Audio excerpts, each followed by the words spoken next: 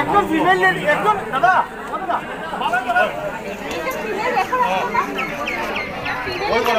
একজন ফিমেল আছে তো ফিমেল ফিমেল ফিমেল बादब मुलाहजा में मैं फजल इमाम मलिक।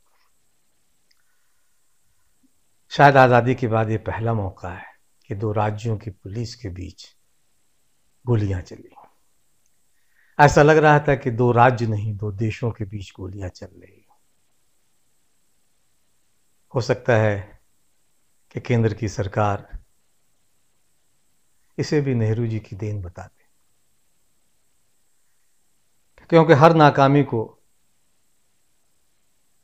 वो पिछली सरकारों पर दोष मढ़ देती है और अपनी नाकामी को भारत के प्रधानमंत्री नरेंद्र मोदी और उनके समर्थक नेहरू जी के आड़ में छुपा देते हैं। असम और मिजोरम की पुलिस आपस में मुठभेड़ हुई, सीमा पर संघर्ष हुआ। हम इस पे बात करेंगे, लेकिन इससे पहले एक गुजारिश, एक निवेदन है कि अगर अभी तक आपने बादब मुलाहजा को सब्सक्राइब नहीं किया तो इसे सब्सक्राइब करें, लाइक करें और ज़्यादा से ज़्यादा शेयर करें, ताकि हम आपकी ताकत बने और आप हमारी ताकत बने। साथ ही एक गुजारिश और भी है कि अपनी क्षमता के मुताबिक बादब मुलाहजा को आर्थिक सहयोग करें, ताकि हम जन सरोकारों की पत्रकारिता को और बेहतर ढंग से आगे बढ़ा सकें। तो मिजोरम और असम में बयानों की जंग भी चल रही है। पुलिस वाले लड़े, गोलियां चली, एक दूसरे पे गोलियां बरसा ली गई और उसमें असम पुलिस के 6 जवानों की मौत हो गई। कहा जाता है कि ये करीब 150 साल पुराना झगड़ा है, लेकिन हाल के दिनों में पिछले साल भी इसी तरह का झगड़ा, सीमा का विवाद उठा था। तब भी असम और मिजोरम के बीच तनाव पनपा था, लेकिन तनाव इतना बढ़ जाएगा इसकी कल्पना भी किसी ने नहीं की थी। दोनों तरफ की पुलिस की तरफ से गोलाबारी हुई और गोलीबारी में गोलियां चली, एक दूसरे पे गोलियां चलाई गई और शायद आज़ाद भारत के इतिहास में ऐसा पहली बार हुआ कि दो राज्यों की पुलिस आपस में इस तरह से भिड़ी हों और एक दूसरे पे गोलियां चलाई। दिक्कत ये है कि दोनों प्रदेशों में भाजपा की सरकार है। मिजोरम में भी भाजपा समर्थित सरकार है और असम में तो भाजपा की सरकार है। और इस गोलीबारी के बाद दोनों राज्यों के मुख्यमंत्रियों के बीच जिस तरह से सोशल मीडिया पर एक दबानी जंग शुरू हुई, वो भी अपने आप में अद्भुत कहा जा सकता है। दोनों मुख्यमंत्री इस तरह से आपस में भिड़े हुए थे जैसे दो दुश्मन देश के प्रधान एक दूसरे से भिड़े हों। और दिलचस्प ये भी है, ठीक कुछ दिन पहले देश के गृह मंत्री अमित शाह उस इलाके का दौरा करते हैं,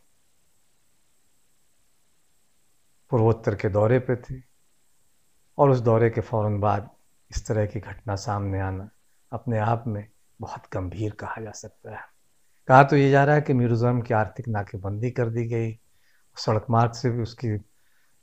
मार्ग से उसका संपर्क टूट गया है और वहाँ हालत ख़राब है लोगों की, क्योंकि खाने पीने के सामान की जो ट्रकों के ज़रिए जाता था उसे रोक दिया है।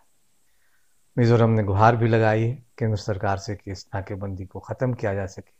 कुछ स्टेशनों के, कुछ रेलवे लाइनों को उखाड़ने की बात भी की गई है। जाहिर है कि स्थिति बहुत सामान्य नहीं है। सरकारें भले अब दावा कर रही हूँ कि स्थिति सामान्य है, लेकिन बहुत कुछ सामान्य नहीं है। मिजोरम के एक सांसद राज्यसभा के हैं, उन्होंने तो जिस तरह का विवादित बयान दिया उसे लेकर भी हंगामा है। उन्होंने कहा कि अब कोई अगर सीमा में आया मिजोरम के तो उसे जिंदा नहीं छोड़ेंगे। तो इस तरह की चीज़ें हो रही है। एक देश में दो प्रदेश, दो अलग अलग देश बन गए हों, ये पहली बार हम देख रहे हैं। जाहिर है कि केंद्र सरकार भी कटघरे में है और दोनों राज्य सरकारें भी। इसका समाधान जितनी जल्द निकल जाए उतना बेहतर है, क्योंकि पूर्वोत्तर कब सुलग उठे कहा नहीं जा सकता, क्योंकि बहुत सारी ऐसी ताकतें हैं जो इस देश को तोड़ने में लगी हुई हैं। वो नहीं चाहते हैं कि देश स्थिर हो, देश में एकजुटता बनी रहे। असम और मिजोरम का ये झगड़ा को अच्छा नहीं कहा जा सकता, और जो ताकतें देश को एकजुट नहीं देखना चाहती हैं वो इस आग में घी डालने का काम कर सकती हैं। सरकारों को इस पे गंभीरता से विचार करना चाहिए।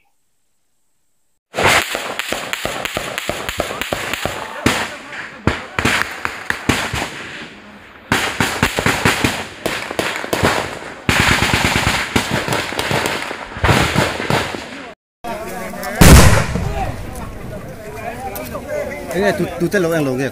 Hello. Thì bao nhiêu年cái này do cái này.